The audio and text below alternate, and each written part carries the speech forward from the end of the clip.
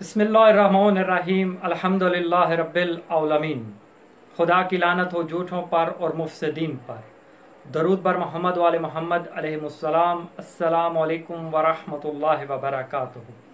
उम्मीद है कि आप तमाम साहिबान ईमान खैर व आफ़ियत से होंगे।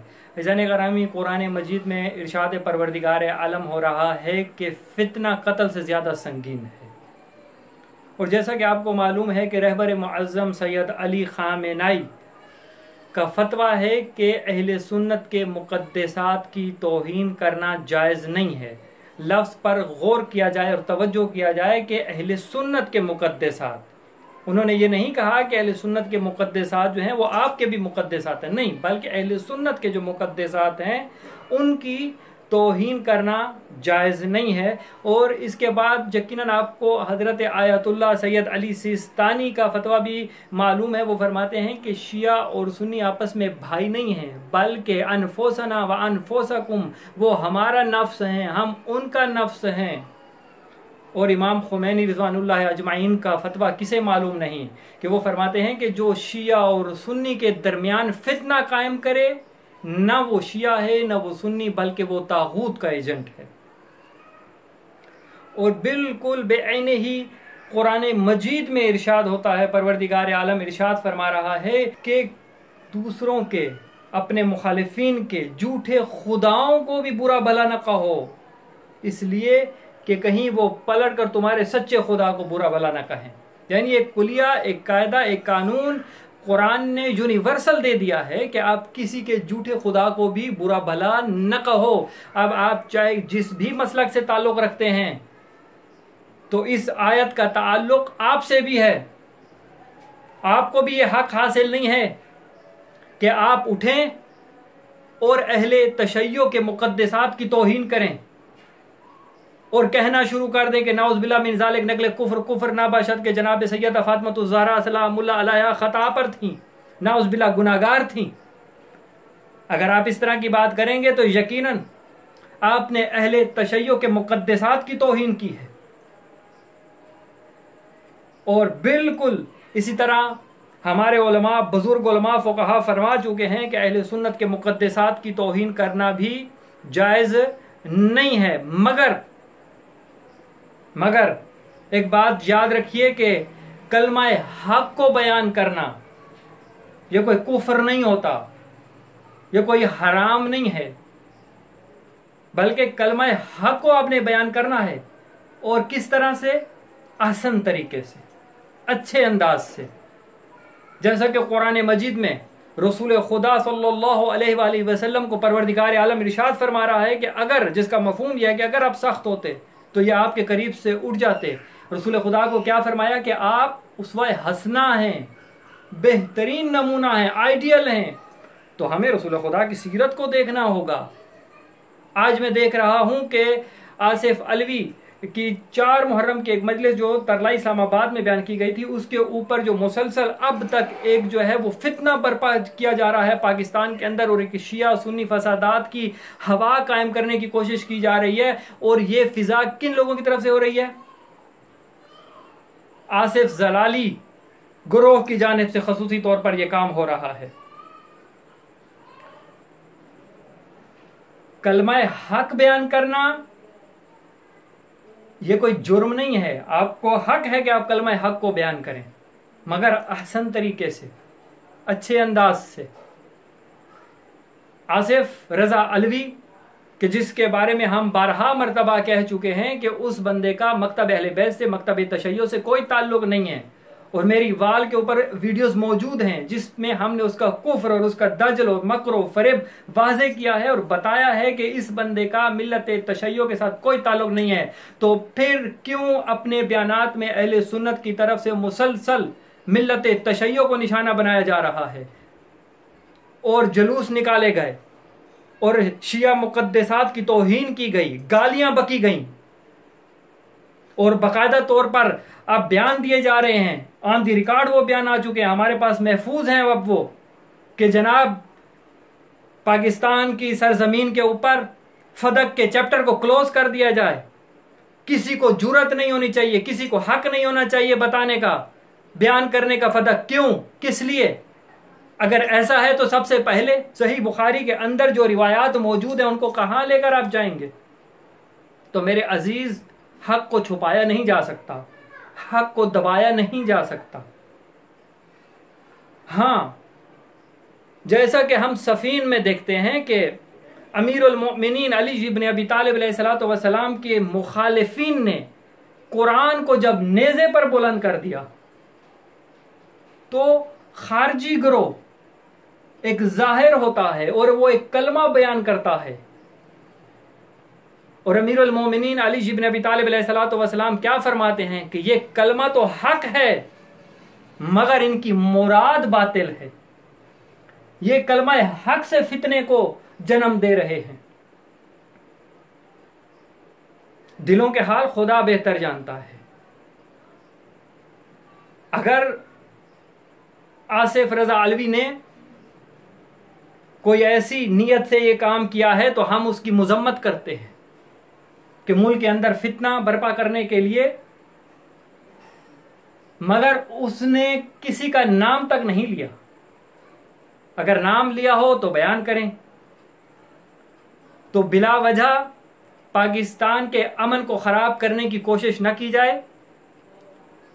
और हम भी आसिफ रजा अलवी साहब की इस बात पर मुजम्मत करते हैं कि उन्हें मजलिस के अंदर, कि जहां पर शिया और सुन्नी दोनों अवाम मौजूद होते हैं, इस तरह की तकरीर करने से इज्तनाब करना चाहिए। मगर बात फिर यहां पर पलटती है कि क्या हक को बयान करना जुर्म है? और यहीं पर रुक कर मैं एक फिक्र आपको देता चलूं कि इराक के अंदर शिया सुन्नी बहुत ज्यादा फसादात हुआ करते थे, बहुत ज्यादा शिया सुन्नी फसादात थे, आए रोज कत्ल व गारत हुआ करता था।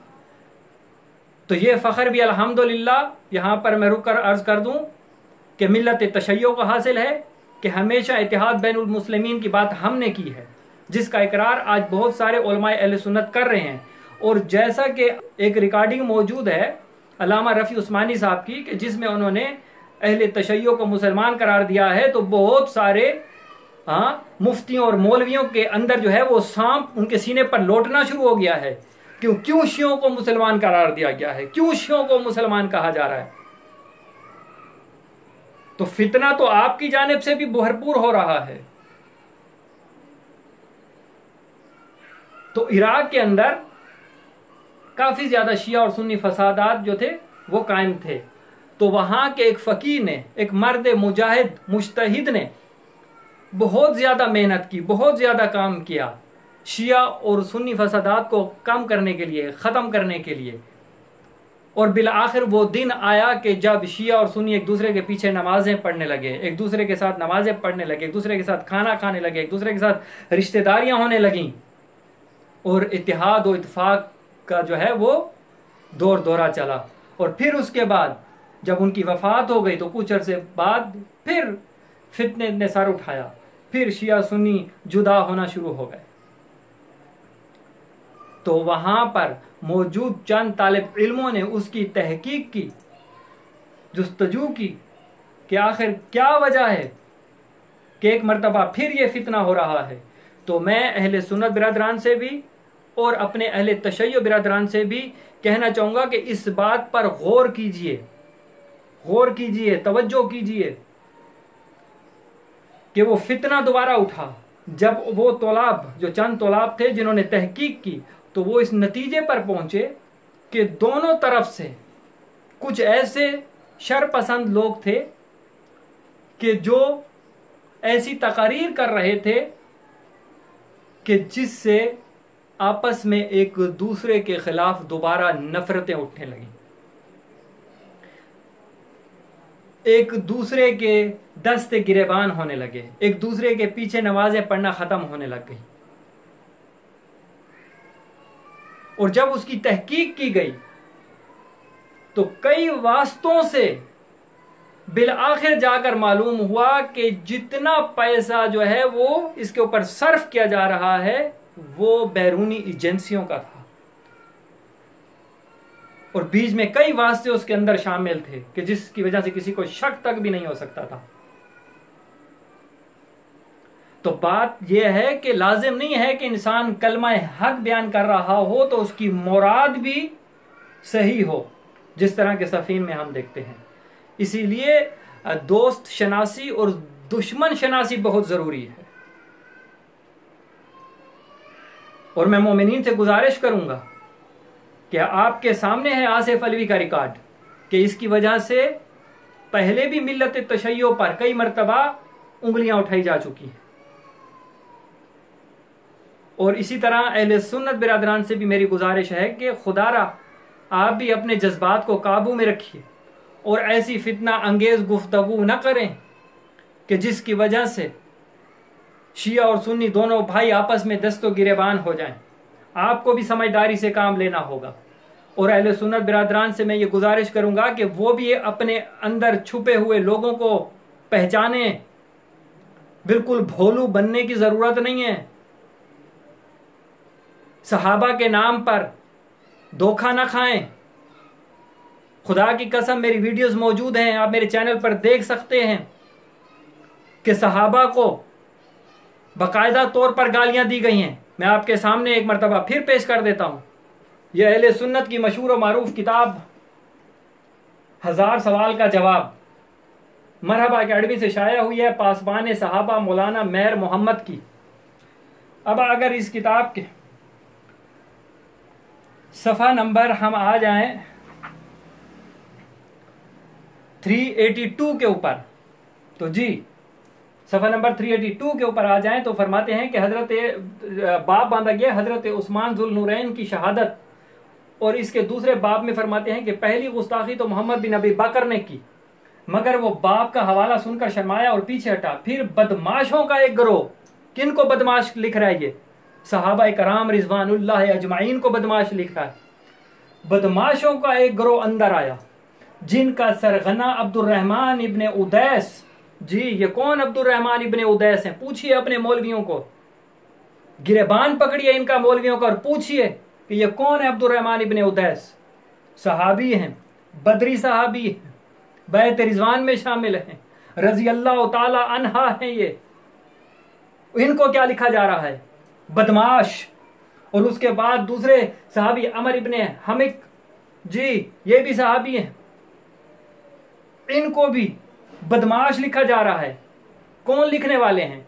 जो सिपाही सहाबा वाले हैं, जी जो खुद को पासबान सहाबा करार देते हैं। तो इसलिए सहाबा के नाम के झांसे में ना आइए। और एक बात यहाँ पर मैं और भी अर्ज करता चलूँ कि कुछ अर्सा पहले खादिम हुसैन रिजवी साहब का एक क्लिप जो है वो काफ़ी वायरल हुआ था कि जिसमें वो हज़रत अबू बकर को झल्ला कह रहे थे। झल्ला।